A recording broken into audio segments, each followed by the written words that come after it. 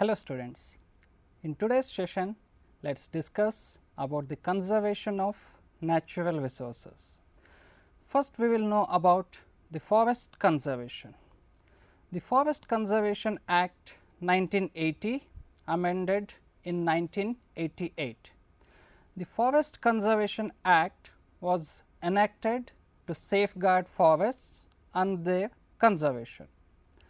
The important provisions of this act are as follows: to check deforestation that causes ecological imbalance and leads to environmental deterioration, puts restrictions on the use of forest land for non-forest purpose or conversion of reserved forest into non-reserve forest without a prior approval of the central government, provides provision of compensatory afforestation of an equivalent area of non-forest land or double the area of degraded forest for the diversion of a forest land, exercises control over shifting, cultivation and encroachments on the forest lands, provides protection to hilly catchment areas, steep slopes and other areas which are under erosion and landslides, and forest areas to save natural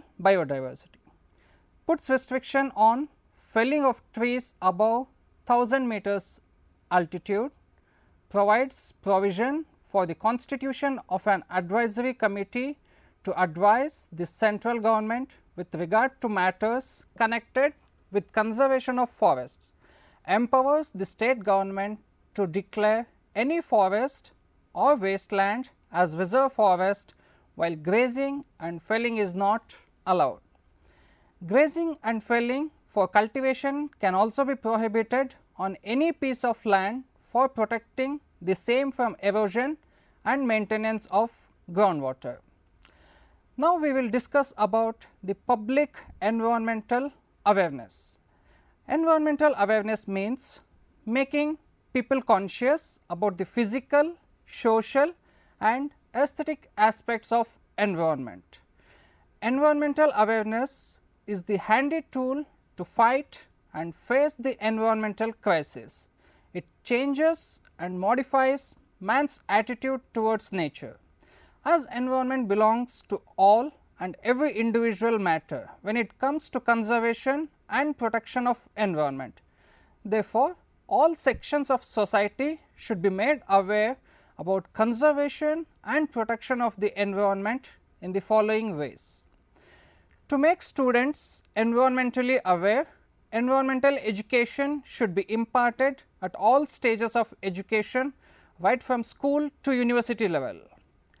Environmental awareness among public can be propagated through mass media like newspaper, radio, television, cinema, street plays, stories, etc.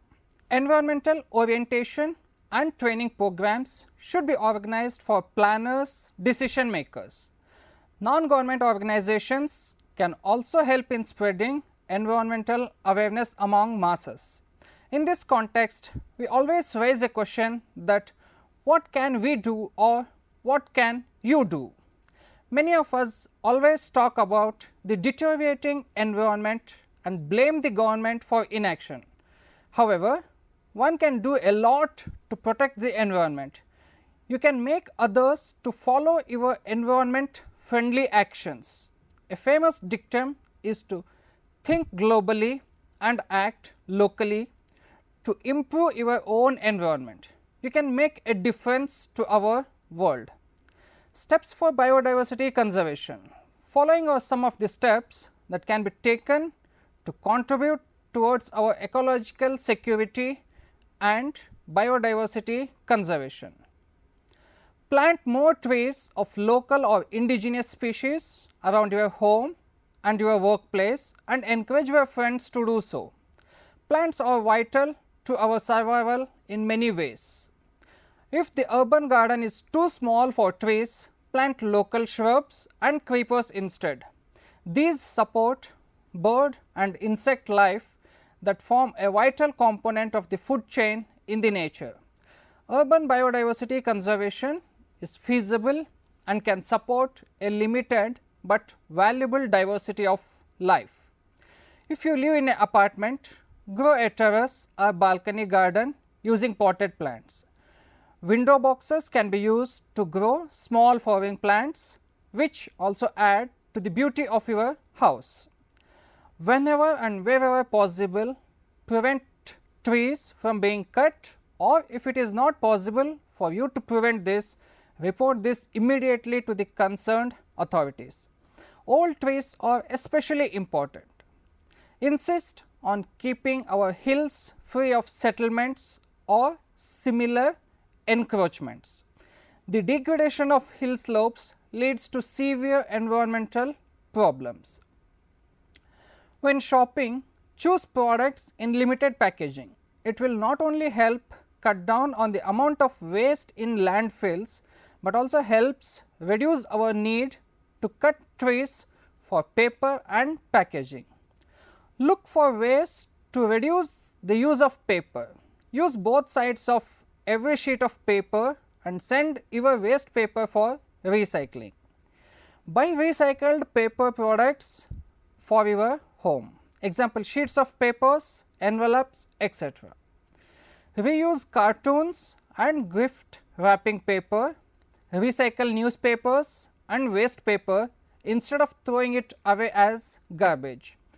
Donate used books and magazines to schools, hospitals or libraries. The donations will not only help these organizations, but also will reduce the exploitation of natural resources used to produce paper. Participate in the events that highlight the need for creating sanctuaries and national parks, nature trails, open spaces and saving forests. Support Project Tiger, Project Elephant, etc. and join NGOs that deal with environmental protection and nature conservation. Involve yourself and friends in activities carried out during Wildlife Week and other public functions such as tree plantation drives and protests against destruction of the environment. Present a potted plant instead of flower bouquets and encourage your friends to do so. Now, we will know about the various ways to conserve the soil. There are many ways that each of us can do to prevent environmental degradation due to soil erosion. Cover the soil in your farm or garden with a layer of mulch to prevent soil erosion in the rains and to conserve soil moisture. Mulch can be made from grass clippings or leaf litter. If you plan to plant on a steep slope in your farm or garden, prevent soil erosion by first terracing the area. Terraces help in slowing the rainwater running downhill, so it can soak into the soil rather than carry the soil away. If your college is surrounded by open space, evaluate how well the soil is being conserved. Look for places where soil can run off, like on an unplanted steep slope or stream bank, or where the soil is exposed rather than covered with mulch. These areas need special care and must be carefully replanted. Add organic matter to enrich your garden soil. Example, compost from kitchen scraps and manure from poultry and cowshed are good sources of nutrients. Make sure the manure is not too fresh and that you do not use too much. Healthy soil grows healthy plants and it reduces the need for insecticides and herbicides. In your vegetable garden, rotate crops to prevent the depletion of nutrients. Legumes like peas and beans put nitrogen back into the soil. Set up a compost pit in your college or garden so that you can enrich your soil with the organic waste from the kitchen and cut down on the amount of waste it sends to a landfill.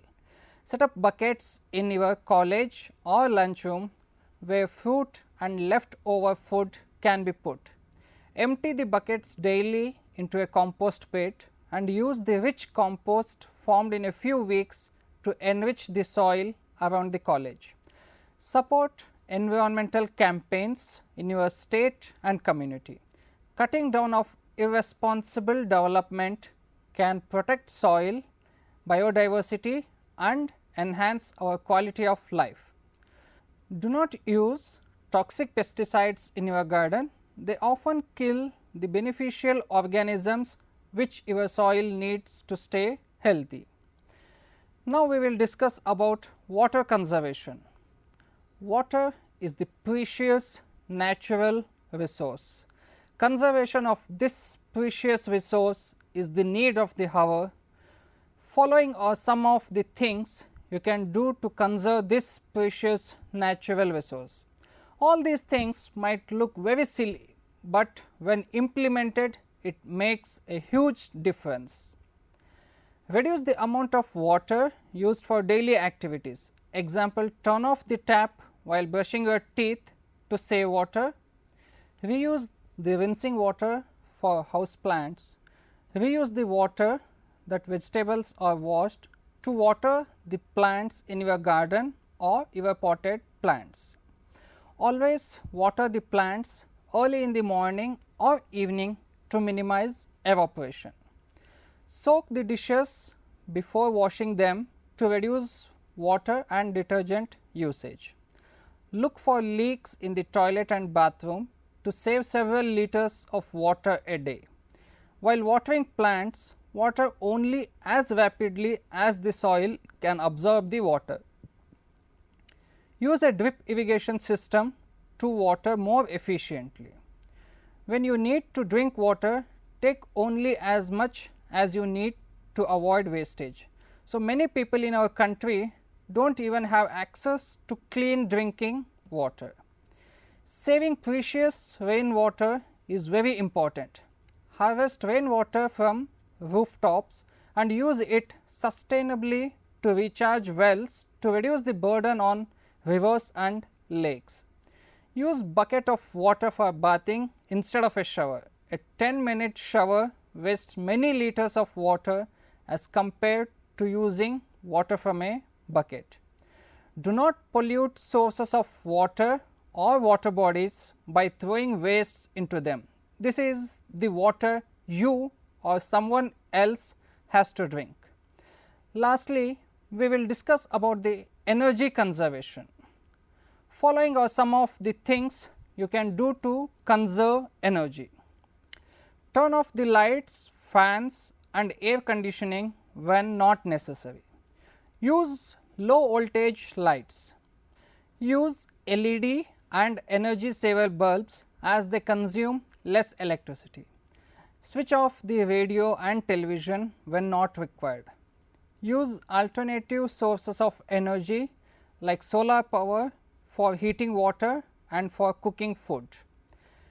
Cut down on the use of electrical appliances.